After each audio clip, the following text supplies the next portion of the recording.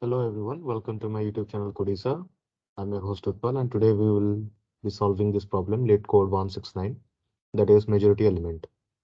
So let us fast read through the problem. So it says, given an array nums of size n, return the majority element. The majority element is the element that appears more than n by 2 times. You may assume that the majority element always exists in the array. Okay, we can see, so the total length of this list is 3 and the number 3 appears twice, which is more than the total length by 2. So yeah, let us begin coding. Okay, so first of all, what do we need here? We need to get the length of the list nums.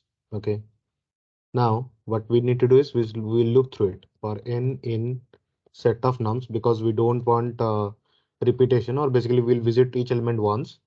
So it says the majority element is the element that appears more than n by 2 times. Okay, so if nums dot count of n is greater than, appears more than, okay, is greater than l by 2.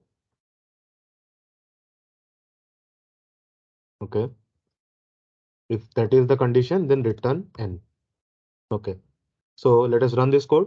We have executed, we have implemented this logic. So let us run this code.